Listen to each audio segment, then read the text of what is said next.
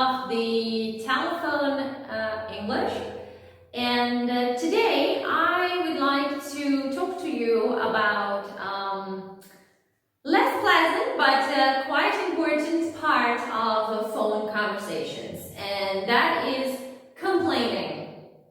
Okay, especially if you work in a company or in general, it might happen that you need to call either your client or your supplier or the company you're collaborating with some complaints. Now, before I share with you the phrases that I have here with me on board, I would like to give you a piece of advice.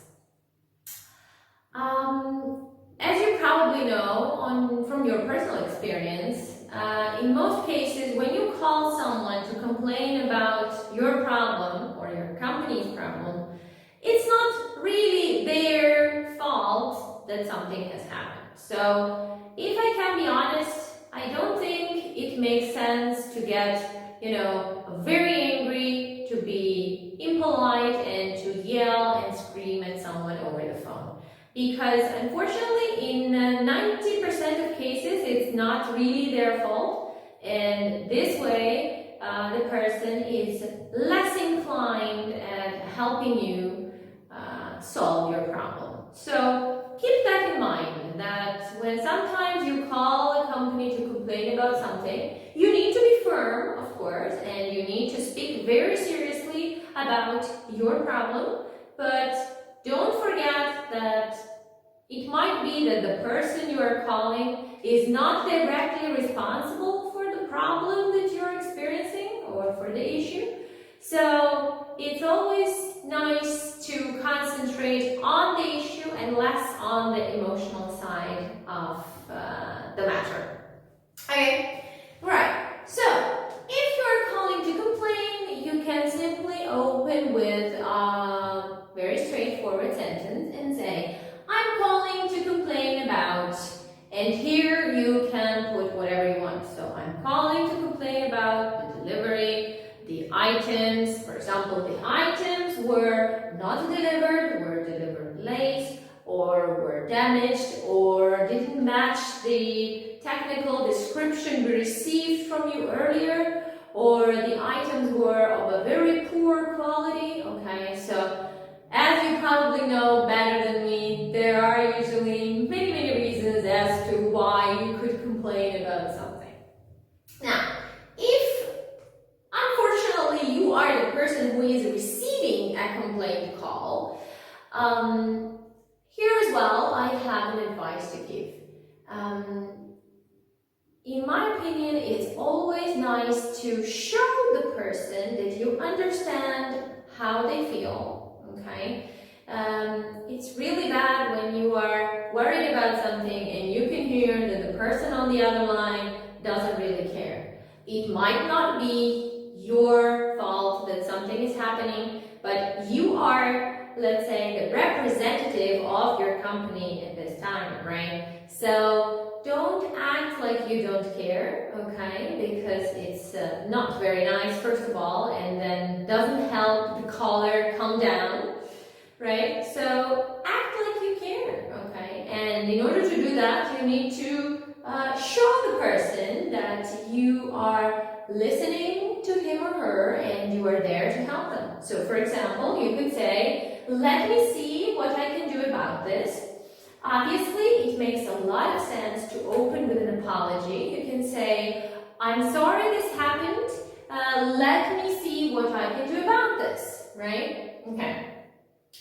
So, once you have understood what is the problem or an issue that your client or person is experiencing, okay, you could promise action or try to solve the problem, right? So if you can solve the problem, you can say, listen, let me call the logistics department and ask them to send the package again, or to check with the carrier where the parcel is.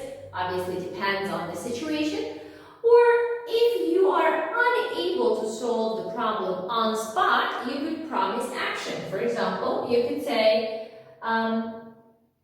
let's say, I'm sorry this happened to you. let me see what I can do. Unfortunately, I do not have the direct access to your shipping information, so I'll check with the logistics department or with the shipping department, and I'll call you back, okay? Or in some cases, you can offer to send an email or whatever option is more acceptable for the caller, right? And in this case, ending a phone call like that, okay, before you end the phone call, make sure that the person who called has received the help they wanted, okay? Don't sound like you are rushing to finish the conversation, because, you know, it's not a very good message, okay? And if you are the caller and you have a problem and you feel that you haven't solved it quite yet, don't be afraid to stop the person you're talking to or ask them to go over the details one more time if you feel that you haven't understood something very well, right?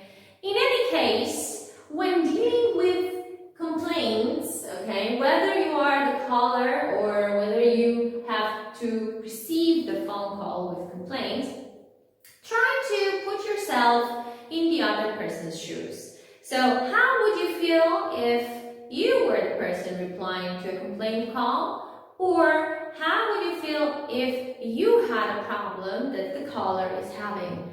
I feel that trying to put yourself in the other person's shoes helps a lot when dealing with such situations, because I mean, you are able to help the person in a better way, and also you sound more forthcoming and more helpful. So this way you could solve the problem even faster than you would have expected. Great! So this is it for our complaints lesson today. This lesson 10 concludes our series of emails and telephone English for you. I would like to thank you very much for staying with us. Thank you so much for your attention and your participation. I wish you all the best. If you have any questions or if you would like to see more phrases regarding this topic, feel free to check out the files attached to the video. In the meantime, I wish you a great day, and thank you so much for staying with me.